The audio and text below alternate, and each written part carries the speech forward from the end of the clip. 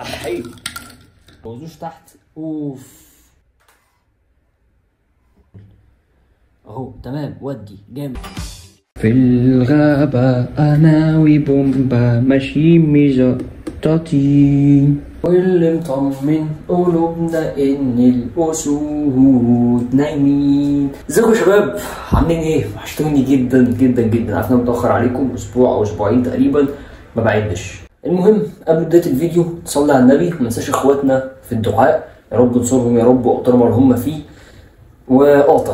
قاطع وما تبقاش خنزير. يعني واحدة واحدة هبدأ يعني أتطور في الألفاظ معاكم، بس ده بجد هيلة والله. قاطع عشان ما تبقاش خنزير، علشان ده أقل وصف ممكن يتقال على الناس اللي لسه مش مقاطعة وبتستهبل. وحابب أفكرك إنك لو مش مشترك في القناة انزل اشترك دلوقتي وفعل زرار الجرس عشان يوصلك أي فيديو جديد أنا بنزله، لأني بنزل الفيديوهات فجأة.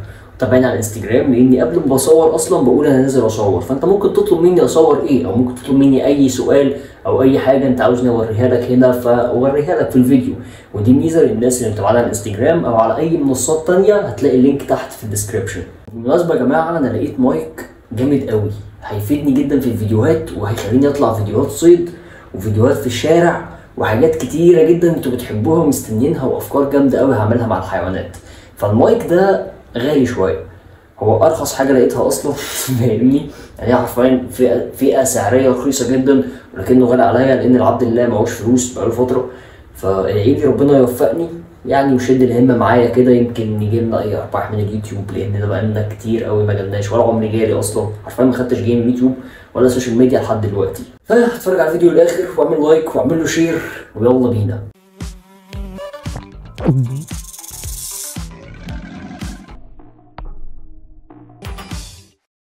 بص يا سيدي، الفيديو ده كان المفروض ان هو هيبقى اهتمام بالعناكب الصغيره، ازاي تربي العنكبوت بقى من هو صغير لحد ما يكبر والكلام ده.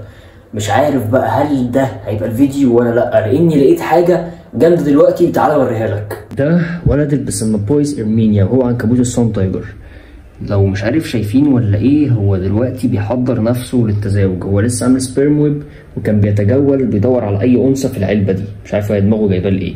والمهم الانكلوجر بتاع البنت خلص، زي ما انتم شايفين انكلوجر جامد جدا. فدلوقتي بنفكر اننا نجوز الاتنين دول. هي اتجوزت مرتين 3 4 ما بعدش بصراحه، فمش عارف هل هتقبل جواز تاني ولا لا. فيا اما هيتجوز يا اما هيتاكل يا اما هنلحقه. فتعال نشوف اي حاجه. نفتح الانكلوجر بالراحه، تمام، ونسيبه مفتوح عشان ما نزعجهاش تاني واحنا بنفتح. واتمنى الباب ده ما يقعش لانه مش مطمني بصراحه. يعني احنا ممكن نسنده باي حاجه او كده، اسنده بيه مش عارف بصراحه. تعال بس يعني نسنده باي حاجه كده.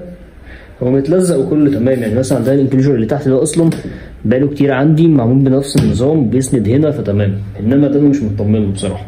وهنجيب الولد بتاعنا، لان احنا بندخل الولد على البنت مش العكس. المفروض البنت ما توترهاش وما تجيش جنبها خالص عشان ما تعتبرهوش فريسه. دلوقتي نفتح العلبه عليه بالراحه. انا مش عارف صوتي عامل كده ليه. دول يا جماعه اجيب المايك عشان الصوت يبقى واضح. وايه، ندخله في الكاتش كاب حي بالراحه بهدوء. لو جري وعضني هيبقى أسوأ فيديو في التاريخ. تمام، هو دلوقتي جوه الكاتش كوب، تمام. احي عنكبوت عارف يطلع من الفتحه دي، تمام، وهرب. بصوا هو فين دلوقتي. خلينا نمسكه. فكرة ان انا بمسكه بايد واحده فالموضوع صعب برضو، بس كده مسكناه. هقفل تصوير بقى عشان اعرف اتعامل بايدي التانية. انا مسكته وحطيته في الكاتش كاب وسديت الفتحه بمناديل، والموضوع مقلق جدا. مش عارف بقى دلوقتي هيقبل تزاوج بعد الفرهده اللي حصلت دي ولا ايه. دلوقتي هندخله على البنوته، نثبت الموبايل هنا، تعالى نشوف. دلوقتي جت لحظه الحقيقه. الفكره ان هو واقف على الباب بره، مش عارف اعمل مع امه ايه ده.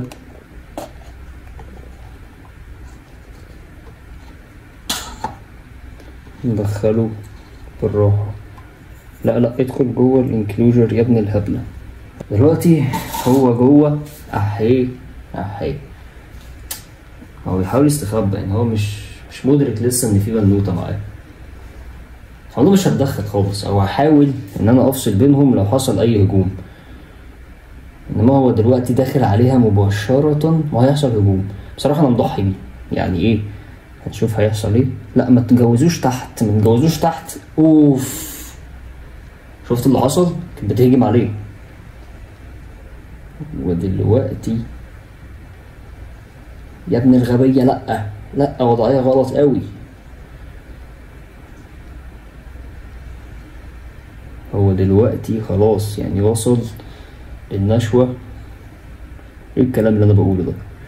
الفكرة ان انا مش عايزهم يتجوزوا تحت، لان كده مش هتشوفوا اي حاجة. تمام، هي بتهاجم تحت وهو مصمم. طب انا مش شايف اي حاجة كده.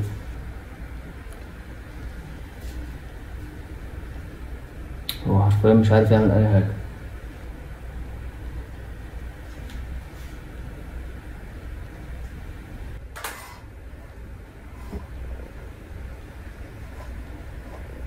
ايوه اهو، تمام جامد. ودي.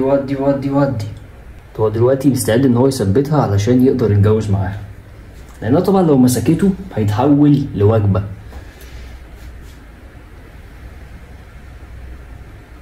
بصوا انيابها فاتت انيابها ازاي. هو تقريبا سطح الازاز ده مش ثابت، ومهماش قادرين يقفوا عليه كويس. اهو تمام، بيثبت الانياب بالهوكات بتاعته. ودلوقتي هيبدأ التساوي. طبعا هو بيتجوز بايديه الاتنين اللي قدام دول. اهو تمام، ودي جامد. هو دلوقتي بيتجوز معاها فعليا، بس هو كده خلص وهرب منها. ودلوقتي هناخده كاتش كوب تاني. اهدى يا ابن الهبلة. هاخده في الكاتش كوب تاني يا ابن العبيطة. انزل.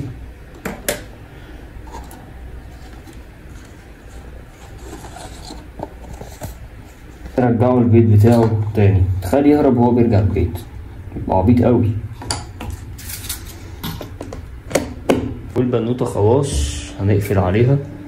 ممكن نبقى نأكلها وجبة ولا حاجة، وده ممكن يبقى فيديو قصير هينزل على انستجرام او على تيك توك على حسب هنزله فين.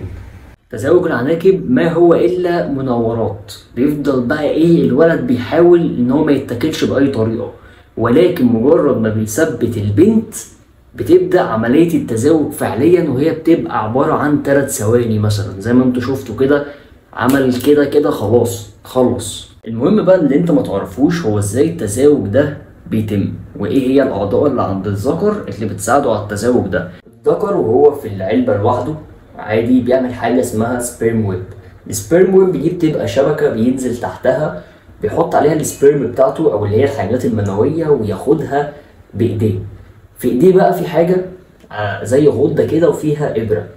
دي اللي بيبقى المخزن بتاع السبيرم بتاعه، بيخزن فيها السبيرم عشان لما بيتجوز بيستخدم دول في التزاوج، مش عضو الذكري. يعني ده مش العضو خالص، انما حاجة تانية بيخزن فيها السبيرم عشان يتجوز بيها. ومن الحاجات المهمة كمان عنده حاجة اسمها الهوكات او الهوك. الهوك ده عبارة عن ضوفر او حاجة زي ده في رجليه من تحت، رجليه اللي قدام، ودي بيثبت بيها انياب النتاية زي ما احنا شفنا كده في الفيديو.